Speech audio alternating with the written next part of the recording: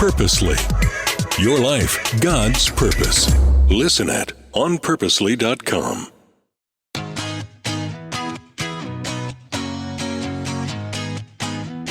You're listening to the All Mom Does podcast, and I'm your host, Julie Lyles Carr. I'm so glad you've joined me for this series on mental health and mental wellness. We're going to take a look today at a few highlights from this series, and I also wanted to share with you some insights I've gained from where I started talking to you when we began this series about burnout, and then the pace picking back up after the last 2 years of COVID coming into our lives, and what needs to change going forward. You know, we kicked off this series with me confessing to you that I've only recently begun to realize that I've had a raging case of burnout. And I know that burnout is something of a buzzword right now. And I know there's growing conversation about burnout. So let me say this. I'm typically one of those people that if some topic seems to be trendy or seems to be in vogue, I'm usually heading the other direction. I've never wanted to attach myself to an emotion or personality definition based on what seems to be cool or current in the moment. But I also want to be as self-aware and honest about how I'm experiencing my daily life. And so I'm here to say that regardless of how popular or overused or not the idea of burnout is right now, I'm there. And this series we've been in and the guests we've talked with, it's helped me identify some key areas I want to make changes in, and it's given me some fresh information to work with, and I hope that's how it's been for you too. I wanted to go back and highlight a few things from the series that were particularly meaningful to me, and why, as I've been on my own journey of overcoming burnout and dealing with some challenges in a tough season, I hope that it's connected with you as well when it comes to our emotional, our mental health, and our mental wellness. Now, if you haven't had a chance yet to listen to the episode in this series with Dr. Daniel Amina of the Amen Clinic, I want you to go back in your playlist and check it out. And here's the message from that episode that I heard loud and clear. My emotional health is connected to my brain health. So often we look at our emotional health in terms of our behavior and the moral choices we make and what our feelings are like, and that's all true. But how are we nourishing and caring for our brains? Because that has a direct impact on our emotional health. That's true for us. That's true for our kids. I mean, for example, do you know what hangry is? You've probably heard this word. It's a mashed up term of when you're hungry and angry. It speaks to the way when we start getting hungry and we find ourselves then with a reduced level of patience and maybe a tendency to get a little or a lot snippy with the people around us. I absolutely embrace and sometimes embody the hangry phenomenon because I experience the connection of getting depleted in nutrition and how it shows up in my irritated and somewhat less than patient behavior. So why would it be any different when it comes to, say, lack of sleep in my emotions, or if I've been eating way too much sugar and then my feelings seem to be on a tilt-a-whirl, or if I've had long periods of focused work, really giving my brain a workout, and then I'm more tired as usual. You know, it seems to me that particularly as people of faith who aim not to let the drives of our physical bodies be the drivers of our behaviors, we can forget sometimes that God created us as integrated beings on this side of heaven. And that means that we have a body, a mind, a spirit, and a soul. And so taking care of the physical health of your brain can have a positive and powerful impact on your mental wellness. And this side note, I want to make sure that you know that you can find a full transcription of each of the mental health, mental wellness series on the show notes for each episode. I love that Rebecca, she's our content coordinator, she takes the time to make that available each week because sometimes I need to go back and read something after hearing it just to get it deep down. So be sure and check out those full transcriptions if you like to go back over and read something that you've heard. As a result of this series on mental health and mental wellness, I've also been reflecting a lot on my conversation with Jeannie Stevens. She talked about how we have a tendency to rehash the past and rehearse the future instead of receiving the present. And as we were recording that episode, I knew that I was having a really important conversation for me because, my friend, I am a rehearser for the future like nobody's business. I've gone back and listened to that episode with Jeannie several times because I just keep finding really important wisdom there. I think some of my sense of burnout comes from always throwing myself into the future. And that means that I feel like I'm not only carrying today's tasks and needs, I'm also carrying those future ones that I'm projecting will be out there as well. So double the stress, double the responsibility, half of it over stuff that hasn't even happened yet and may not happen. The more I've thought about the things Jeannie has to say, the more I found myself asking her central question: what's here now? I've shared that question with my husband and several friends because I think it's such an important and simple and profound one. When we're sitting down for a family dinner, say, and I'm already into the next couple of days in my head trying to remember what I've got in the fridge for the next meal and the next, I come back to what's here now. On a couple of recent business trips, I found myself yet again already projecting myself into next week's tasks instead of focusing on the work that was right in front of me.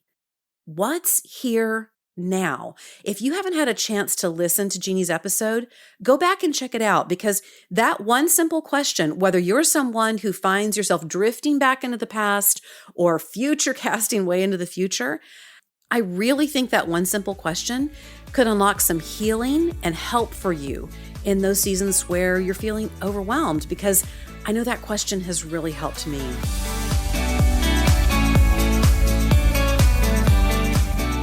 I want you to know about an incredible healthcare solution that's top quality and affordable. Traditional health insurance is so expensive, and for a lot of us who are entrepreneurs or self-employed or don't have access to insurance through our jobs, it's hard to know where to turn to take care of our family's healthcare. That's why I'm so excited about Altrua Health Share. Altrua Health Share is a community of like-minded people who share in each other's medical needs while agreeing to live a healthy lifestyle. This keeps medical costs lower, and those lower costs mean a high-quality, affordable healthcare option for you and your family. If you're one of the 32.8 million Americans who don't have insurance and who are looking for a great solution for your healthcare expenses, Altrua Health Share could be the right fit for you. To see how much you can save on your healthcare costs, go to familyhealth.family. Altrua Health Share, where we believe in caring for one another.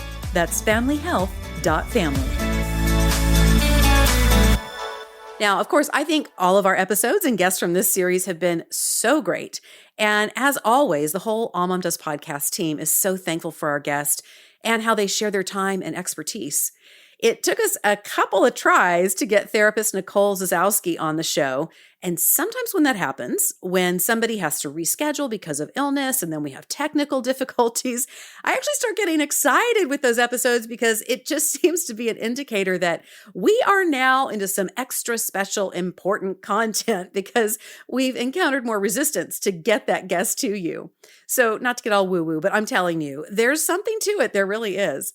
My conversation with Nicole tapped into something that I've grappled with for a long time, and maybe you have too.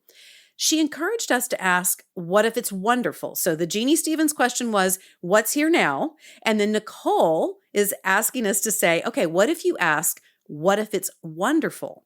Because I don't know about you, but my planning, take care of everyone and everything little self can find it hard to get excited about an upcoming event or project or holiday or even just next week because I'm trying to think through and prepare for all the things that might go wrong. I think I'm trying to shield myself from getting disappointed, and I'm trying to protect myself from that disappointment by being prepared. But there is a lot of joy I can miss along the way when I'm living in that headspace and not just living by the faith that says God's going to be there. He's going to be with me no matter what. I don't have to be prepared for everything or anything. That's not a moral stance. And yet, and somehow in my head, I've kind of made it one. That state that I too often live in is what professor and sociologist and best-selling author Brené Brown has identified is what she calls foreboding joy. Have you heard this term? Foreboding joy. And that's where we have something we're excited about, but we also hold back and we have intrusive thoughts that come in and swirl through what should be a happy day or a happy occasion when we are playing every possible scenario right smack in the middle of real life, present life, as a protective strategy. Nicole really helped remind me to let go of feeling like I need to come up with all these contingencies and to remind me to take back a happy joy. What if it's wonderful? I tell you another one, my conversation with Jill Savage, wow. I mean, that was another timely reminder about taking care of ourselves, even in the midst of serious challenges. Jill discovered 10 years ago that her marriage was coming apart. And in addition to some incredible insights about what her journey was like and how she and her husband were able to put their relationship back together, she talked about the importance of taking care of yourself even in the midst of a storm. For me, that's one of the first things to go when I'm dealing with difficult situations. Now, if you've been listening for a while, then you may remember that in the middle of the pandemic, I lost both my mom and my grandmother within 3 weeks of each other. And neither of them passed from catching COVID, but the conditions of the pandemic directly affected what kind of care we were able to get for them, how much access we had to them, the amazing staffs who were caring for them, but they were wildly overwhelmed in the assisted living and memory care units in which my mom and grandmother were living. And so my brothers and I had to make agonizing decisions for my grandmother and my mom. One of my brothers and I, through distance and through FaceTime and because of travel lockdowns, and then my other brother being the person who was on deck 24/7 because he was the one who was there local. And in all of it, I completely lost the thread of taking care of myself. I was eating whatever and whenever, both for comfort and for convenience. I wasn't sleeping. I didn't take any time off work. I did pace my neighborhood walking for hours, but I was usually on phone calls with my brothers, making hard decisions and ultimately funeral arrangements. So that wasn't exactly time to reset and rejuvenate. Now, I'm not telling you all this to weigh you down. I'm telling you this because I was getting the immediate and the important stuff done in a time of crisis, but I can now see that I ultimately made it tougher on myself and my family because I didn't also take care of myself. And a year and a half later, I can see where that situation and my response to it has also played into this extended sense of burnout. I'm slowly but surely making the climb back into better nutrition and exercise, but I definitely created an uphill climb for myself that has made my grief process harder. And on Jill Savage's episode, what was such a powerful reminder was that we can, even in the midst of crisis and heartache, continue to care for ourselves, just like we would want for the people we love. The things you would want a friend to do for themselves when they're going through a difficult time, I want to encourage you, do it for you. Rest, walk, eat the salad, drink plenty of water, soak in the hot bath, limit your sugar. When you're emotionally going through a tough time, keeping your body rested and nourished, just like what we talked about with Dr. Amina of the Amen Clinic. It helps your brain process and deal with what's going on in your life. Kudos to Jill Savage for reminding me of that. We've been at this podcast thing for 5 seasons now, which is such an honor to be part of your life and to hopefully bring you the conversations and information that help you live abundantly in your relationships, your faith, your work, your marriage, your parenting. And I really hope that this series on mental health and mental wellness will be a resource for you to return to again and again as you walk through various seasons of life. And stay tuned because we've got a new upcoming series that I think is going to be absolute fire, and I am so excited for you to hear it. If this series has been of help to you, could you do me a favor? I'd love for you to grab the link for the podcast, wherever you listen to your podcasts, and text it to a couple of your friends. Let them know that it's something that has helped you and that you thought they might find interesting or helpful. It's so amazing when you share the podcast, and I really appreciate it. And as always, I'm so thankful for the All Mom Does podcast team, particularly my beloved sidekick who's been with me the whole way, Rebecca, who puts together the show notes and makes sure all the sound engineering and posting and links and all the things get done every week so we can get the podcast to you. Be sure and check out allmomdoes.com and All Mom Does on the socials. And I love to hear from you too. You can DM me on Instagram where I'm Julie Lyles Carr, and I'll see you next time on the All Mom Does podcast.